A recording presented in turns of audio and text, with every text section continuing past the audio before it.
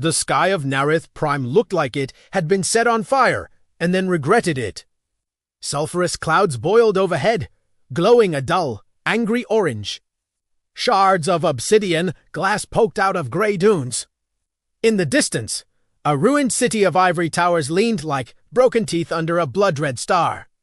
Ash fell in slow motion, drifting sideways whenever the magnetic storms grumbled. Captain Rian Cole Terran Expeditionary Corps, last human assigned to this dead-end, sector-adjusted the filter on his rebreather and squinted through his visor. HUD, mission, investigate, distress beacon. Imperial Forward Outpost 7 Gamma, priority, low, expected contact, none. Note, try not to blow anything up this time. Cole, Admiral Juno, Rian snorted. No promises, boss. His dropship sat, half buried in ash behind him, camouflage field shimmering faintly. He padded forward, boots crunching on glassy grit. Flickering shield pylons, banners of the Varic Empire tattered by sandstorms. Just these days. It was cheaper to send one stubborn human than a squad of normal troops. Terrans, the galaxy whispered, half in awe, half in fear. They don't know when to quit. Rian keyed open the outpost's main gate. It hissed, spat sparks, then grudgingly slid aside. Inside, the corridors were a mess of scorch marks and collapsed panels. He stepped over a twisted combat drone, its optics melted. His HUD picked up faint biosigns deeper in the station, but scrambled. Local frequencies. Let's see. He switched through channel static, a clipped Imperial code. Then, please, anyone. She's still. We can't. They'll kill us for even. The signal cut off with a ragged shriek. Rian froze. There it was. The trigger. That tight, cold feeling in his chest like someone had lit a fuse. Okay, he muttered to himself, checking his rifle charge. Low priority mission, my ass. He moved toward the signal. The medbay doors were half open, dented inward by an explosion. Rian forced them apart with a grunt, servos in his suit whining. Inside, the emergency lights pulsed sickly blue. 3 Varic soldiers lay sprawled on the floor, armor shattered, still faintly warm. The medbeds flickered. One of them held a form wrapped in translucent restraint cocoons. Rian's visor tagged a fading life sign. He approached cautiously. On the bed lay an alien woman unlike any species he'd fought or drank with. Pale, almost luminescent lavender skin. Long hair that drifted in the air as if underwater, shimmering with subtle bioluminescent threads. Her eyes half-lidded, struggling to focus, were a luminous gold, ringed with shifting starburst patterns. Semi-transparent fins ran along her forearms and neck, twitching weakly. A collar of obsidian metal clasped around her throat, etched with Imperial runes. His HUD flagged it immediately. Ident, unknown subspecies. Device, Imperial suppression collar. Psionic type, status active. The woman flinched as he approached, trying to push herself back despite the restraints. A soft whimper in an unknown language escaped her. Easy. Hey, easy.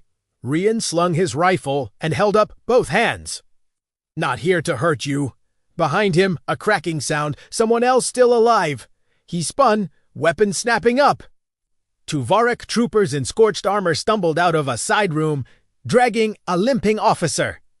Their eyes went wide as they saw him. Human, one hissed through needle-sharp teeth. Stand down. That specimen is Imperial property. Rian tilted his head.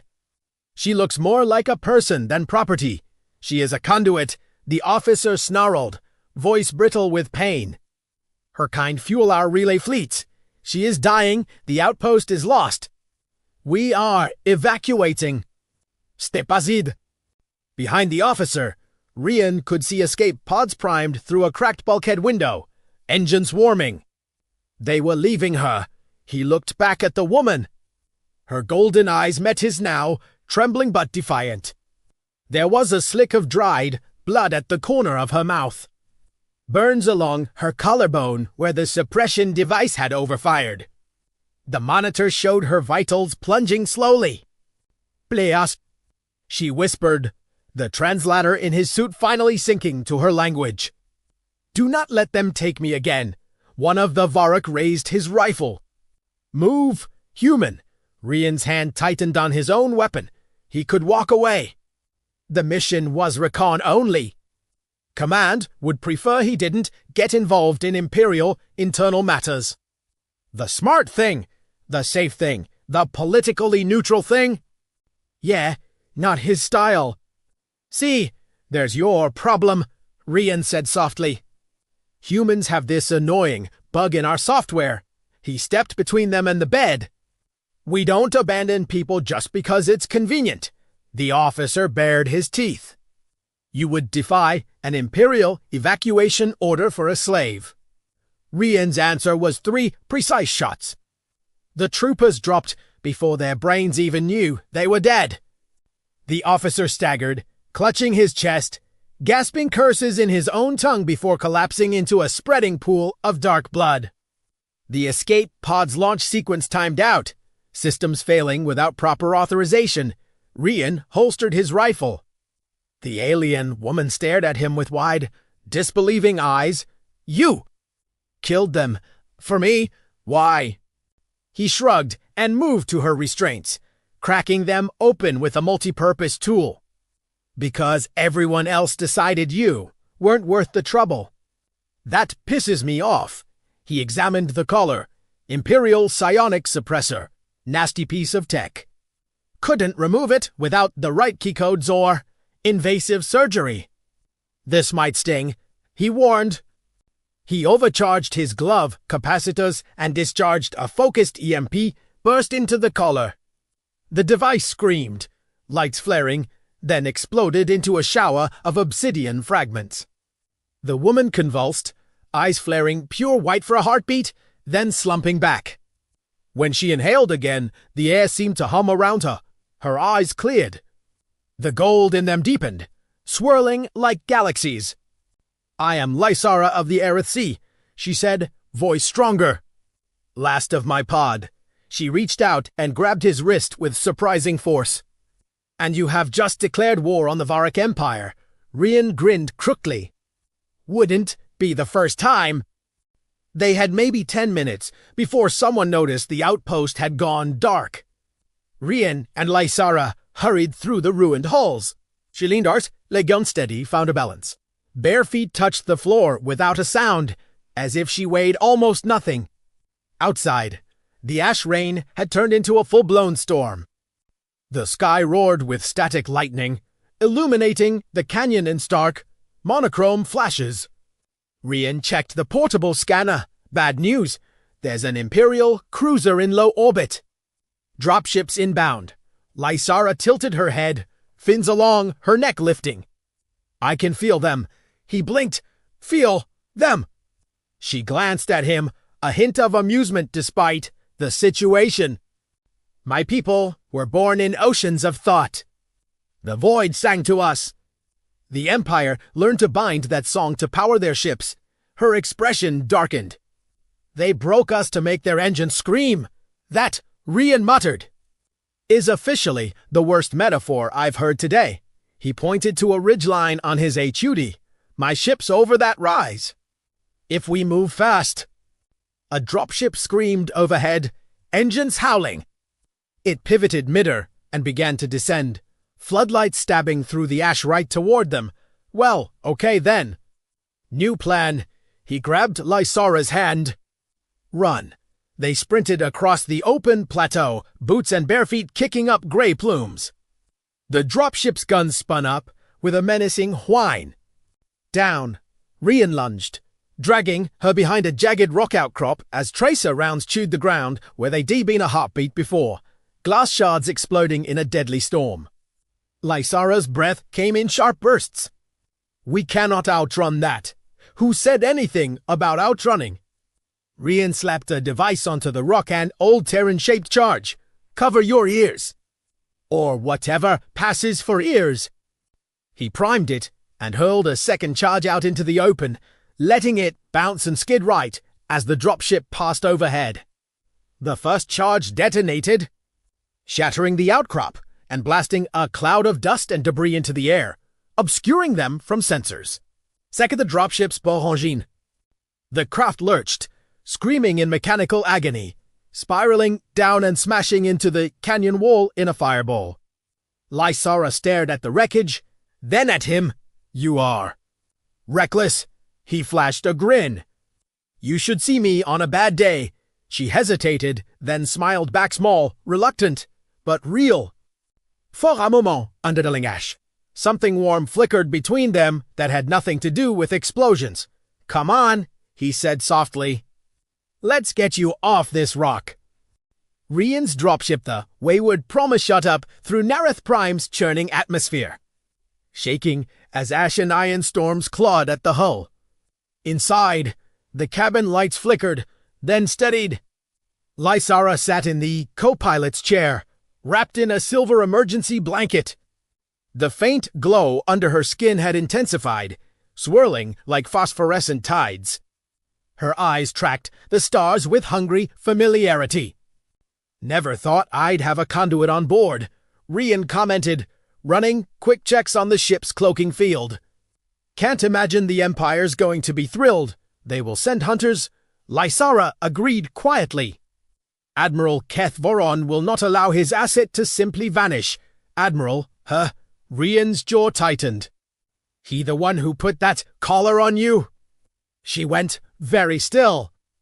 "In a way," she murmured. "He authorized the harvesting of my pod. We were taken from our homeworld's deep seas, sold to the Empire's engine priests. I was his favorite experiment. The first to survive full integration with a hyperlane core." Rian's hands clenched on the controls. "Survive?" Her gaze drifted to him, pupils thinning. The others burned. Silence settled over them for a heartbeat, broken only by the hum of the engines. "Okay," Rian said finally, voice low and steady. "New mission parameters. Don't just run." "Hit back." Lyssara tilted her head. "You wish to fight the Varic Empire. For me?" He shrugged one shoulder. "Them. You. Every other poor soul wired into their ships. Take your pick." A slow, astonished smile spread across her face. "Humans truly are as mad as the stories say you have stories about us?" He asked. "Oh, yes." She leaned back, eyes half-lidded.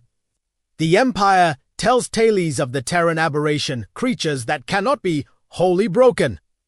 They speak of humans who fight when there is no chance, who bond with enemies, who love where others would only hate. Dangerous, unpredictable, flattering," Rian said lightly. "I'd put that on a recruitment poster." The wayward promise slipped into the black between stars. Cloak engaged. For a moment, it felt like nothing could reach them here, wrapped in quiet and starlight. Then his console pinged. A flood of encrypted data scrolled past. "Ah, hell," Lyssara frowned. "Is something wrong?" He tapped through the messages. Distress signals. Fragmented reports. Images of conduits in chains, lined up like living batteries. Shipyards with entire conduit pods wired into latticework. "They're not just using your people," he said quietly. "This is industrialized. There are thousands. Maybe tens of thousands." Her hands trembled. "Show me." He hesitated, then projected the files onto a hollow field between them. Her face hardened into something sharp and terrifying. "These are war crimes, even by imperial law, and the Senate pretends they don't exist," Rian added. "Because hyperlanes run on time and the taxes flow," Lyssara turned to him. "What will you do, human?" He met her gaze. "Expose them, break them. Save as many as we can. Not necessarily in that order." She laughed softly. "I thought you were a lone scout." "I am," he smiled tightly. "Humans are weird like that. One of us can be a war all by themselves if you piss them off enough." Something changed in the air. A subtle shift, a vibration in his bones. Lyssara reached out, hesitating. "May I show you something?" Terran. He hesitated only a second, then nodded. "Yeah, okay." She placed her fingertips against his temple. The ship's lights dimmed. The stars outside seemed to flood into the cockpit, shadows stretching and twisting. Rian sucked in a breath as a feeling like cool water poured through his mind. Their thoughts brushed. For a heartbeat, he saw through her eyes, the endless crimson depths of her home ocean, cities of living, coral, and luminescent stone. The song of her pod voices layered like harmonies, minds brushing in gentle contact. Then the cold intrusion of metal, the agony of forced fusion with a screaming ship core, the searing pressure of hyperlanes tearing at her consciousness. He flinched, tears stinging his eyes. Lyssara gasped, pulling back, horror in her gaze. "I am sorry. I did not mean to." "No," he said hoarsely, catching her wrist. "Don't apologize. You shouldn't have had to carry that alone." She stared at him. "You felt it," and did not turn away. He squeezed her hand gently. "I told you." "We don't abandon people," their fingers intertwined, fitting together like they'd practiced it. Outside, the stars burned on, unaware that in one small ship, a human and a conduit had just started a war.